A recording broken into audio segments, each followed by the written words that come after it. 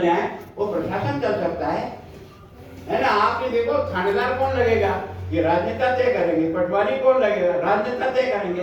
SDO कौन लगेगा, राजनेता तय करेगा। तहसीलदार कौन लगेगा, तो वो तो उसी को सैल्यूट मारेगा, वो जनता का काम थोड़ी करेगा। तो जितने 4 साल में ये सारे राजस्थान को 2 बार तबाह करा दिया हो, उसकी अगर बारात में जाओगे तो आप भला नहीं करोगे, नुकसान करोगे राजस्थान का। उसको सबक मिलना चाहिए, समझ में आ गया जनता को क्या होता है। और 10 महीने में क्या आसमान टपक के धरती पे आ जाएगा, क्या विकास की यहाँ कार की सड़कें बन जाएगी। ये झूठ बोल करके धंधा करने का काम करेंगे।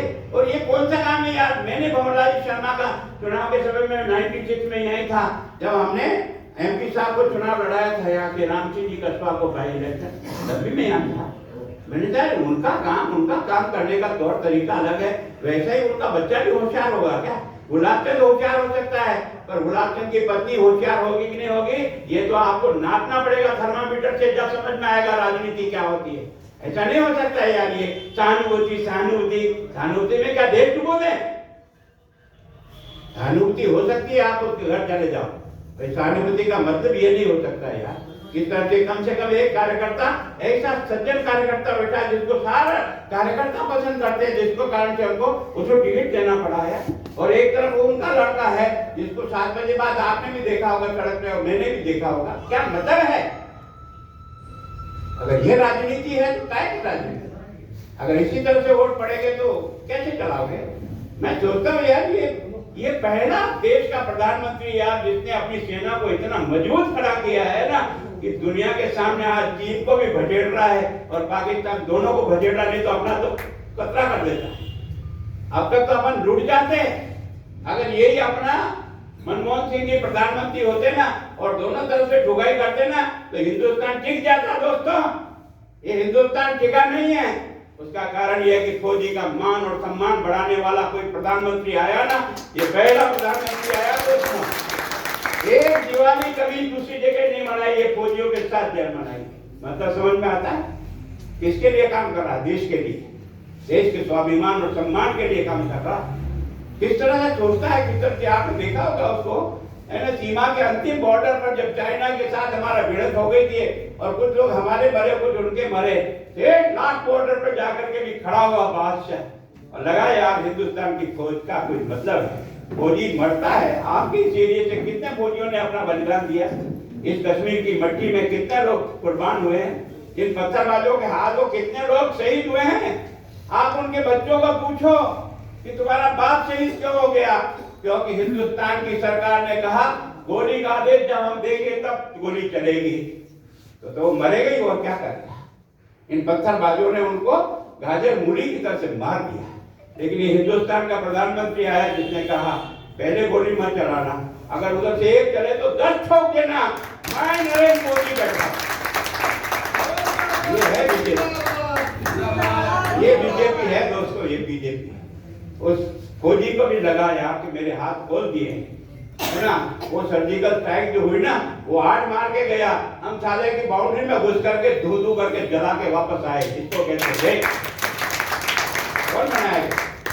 ये लोग बनाएंगे जिन्होंने देश को गाढ़ करके रख दिया, सेना को इतना कमजोर कर दिया। आज सेना का हथियार है ना, 68% हथियार हिंदुस्तान की अंदर पैदा हो रहा है दोस्तों। और हमारा फाइटर जो है ना, वो सारी दुनिया मांग रही है कि हमको भी दो। यार उस देश को ताकतवर बनाने वाले व्यक्ति के साथ अगर आप खड़े नहीं रहोगे, उसका मन तो टूटेगा। कि मैं यार सवेरे से रात तक इसी काम में लगा हूं, केवल इसी काम में। एक दिन भी 8 साल में कभी चैन लेते हुए देखा? एक दिन भी कभी छुट्टी नहीं, कभी कोई बीमार हुआ, कभी जुकाम हुआ, नहीं हुआ। इसका मतलब कोई तो ऊपर शक्ति है यार, जो इस आदमी को मदद करे काम के बारे में। केवल यही नहीं कर रहा, कोई ईश्वरीय शक्ति है। हम भी बीमार हुए हैं, हमने भी बीमारी में कहीं हॉस्पिटल भर्ती हुए होंगे, कभी न कभी कुछ हुआ होगा, लेकिन इस बंदे को कुछ नहीं होता। इसका मतलब कोई अदृश्य शक्ति इस देश को बनाने के लिए आज देश के प्रधानमंत्री को मदद कर रही है। ये जो कुछ भी खेल हो रहा है ना, कोई ऊपरी शक्ति करा रही है। इस आदमी ने जिस तरह से हिंदुस्तान का मान बढ़ाया यार। पहले हमारे प्रधानमंत्री जी उतरते थे ना, तो जब वो प्लेन से उतरता सीढ़ियां, तब एक फोटो आता, फिर वापस करते थे, उस समय का एक फोटो आता है।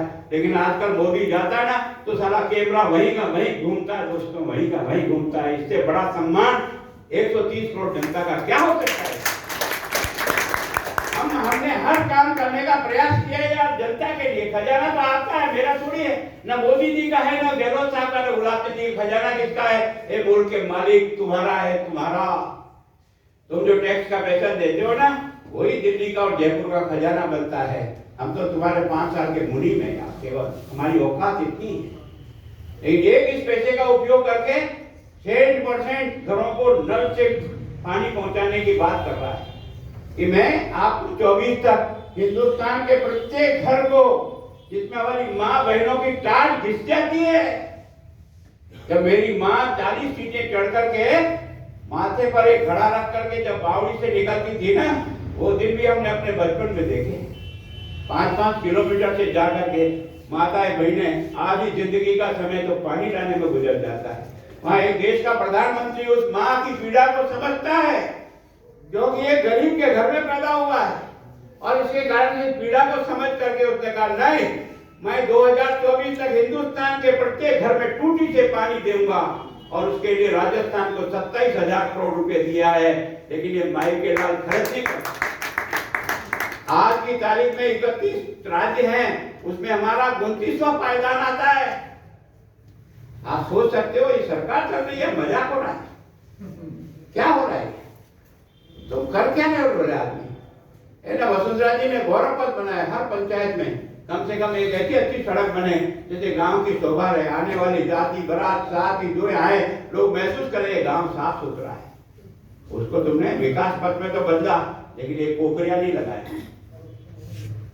उसके बाद भी आप उसको जीता के भेजोगे, वो हमारे सामने बैठ करके बोले गुलाब जी क्या हुआ, गुलाब जी क्या हुआ। गुलाब जी माथा नीचे लटका के बैठे, और क्या हुआ? और कोई चारा नहीं। अगर इतना अन्याय करने के बाद भी अगर हम उसकी बारात पे जाते हैं तो मतलब लगता है कि हमारा सोच ठीक है। मैं तो ये भी कहता हूँ, भगवान की सौगंध है तुमको, अगर मैं और मेरी पार्टी भी इसी रास्ते पर कभी चले जाए ना तो हमको भी रगड़ के मारो सालो। क्योंकि देश को बचाना है, किसी आदमी और पार्टी को नहीं बचाना है। इसका ख्याल रहना चाहिए, तब जाकर के उठता है। आज आप यहाँ 150 आदमी बैठे हो, हम लोग वहां से 700 किलोमीटर दूर से आकर के इस उम्र में भी आपके यहाँ रात और दिन घूम करके कोशिश कर रहे हैं कि भाई इसको मदद हो। तो आपके पैर की कोई मेहंदी लग रही है? आपके कुछ रोटी नहीं खाते हो? आप इस धरती माता का अन्न नहीं खाते हो? पानी नहीं पीते हो? इस धरती से प्यार नहीं है क्या? अगर प्यार है तो 2 कदम बढ़ो ना आगे। आप क्या नहीं बढ़ सकते? और नहीं बढ़े तो क्या, भले वो गरीब का बच्चा होगा, 8 में दब गया होगा, लेकिन आप सब लोग उसकी हिम्मत के साथ खड़े हो जाओ ना, उसकी हिम्मत चौगुनी बढ़ेगी और उसके काम से काम करने का जज्बा पैदा होगा। करना पड़ेगा आपको, इसको करोगे तभी चलेगा। बाकी डरने की कोई बात नहीं यार। भाग्य में अगर कर्म फूटे हैं तो कोई बचा नहीं सकता। ये जो धमकाते हैं ना, हम ऐसा कर देंगे ऐसा कर देंगे, ये तो हमने 70 साल तक भी सुन लिया। हमने इनकी 19 महीने की जेल भी देख ली आपातकाल में। इन्होंने सोचा था कि शायद हम और हमारा परिवार मिट जाएगा। अरे नहीं मिटता यार, इसको बचाने वाला कोई ऊपर रहता है यार। जो संघर्ष तो आता है लेकिन मिटता नहीं दोस्तों, मिटता नहीं। हम लोगों ने उस सब में से निकल करके हमने यहाँ तक यात्रा पूरी की है। यात्रा पूरी की है तो हमारे नेताओं का चरित्र देखो आप यार। भैरव सिंह जी जैसा व्यक्ति मैंने देखा है, मैं तो उनके साथ हूँ। बावड़ा जी जैसे व्यक्ति को देखा है यार, क्या समर्पण है यार। केवल और केवल पार्टी और विचारधारा के लिए जो खप गए, जिन्होंने कभी नहीं सोचा कि मुझे क्या मिलेगा और क्या नहीं मिलेगा। हम उस पार्टी के लोग, हम उस विचारधारा के लोग हैं, उस काम को आगे बढ़ाने का प्रयत्न कर रहे हैं। सफलता कब मिलेगी? जब जनता आशीर्वाद देगी, नहीं तो कुछ भी नहीं हो सकता। लोकतंत्र में जो कुछ होगी जनता करेगी। हम तो अपनी बात कह करके जाएंगे, बाकी और कुछ हम कर नहीं सकते। सच बात में ये देश का पहला प्रधानमंत्री है, हर घर में शौचालय बना रहा है। मैं भी इतने सालों से घूम रहा हूँ राजनीति में, और मोटरसाइकिल पे मैंने काम किया उदयपुर डिवीजन में। मेरे पास साधन नहीं था, लेकिन मेरी मोटरसाइकिल जब शाम को जाती थी ना तो मेरी माँ बहन सड़क के किनारे लेट्रिन करती हुई मिलती, मेरी लाइट देख करके उठ जाती, फिर मेरे निकलने के बाद बैठती थी। फिर कोई तो भी ट्रैक्टर आ गया, उसकी लाइट से फिर उठती थी, फिर बैठती थी। इस पीड़ा को कौन समझता है? जिसने गरीबी भूख थी। इस आदमी ने 11 करोड़ लोगों को शौचालय का पैसा दिल्ली से भेजा, दोस्तों, दिल्ली से 11 करोड़ माँ बहनों की इज्जत बचाने का कोई सोच सकता है तो ये व्यक्ति सोच सकता है। और आपने देखा होगा कि जैसे ही कोरोना आया, आपके और हमारे सबके हाथ पैर फूल गए, लगा क्या होगा, कैसे बचेंगे, जनता को कैसे बचाया जाएगा।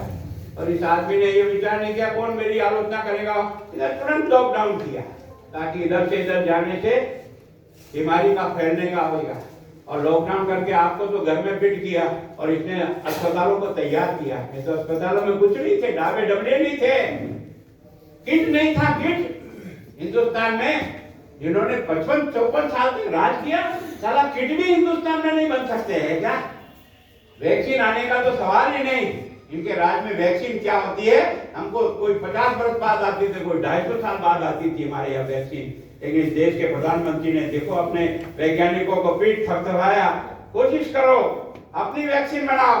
और लोगों ने लगे और लग करके 2 वैक्सीन बना करके देखी, 2 वैक्सीन। ये पहली बार इस 2 वैक्सीन ने आपको और मुझे यहाँ भाषण देने के लिए आज यहाँ मौजूद रखा, दी तो गंगा जी पहुंच जाए।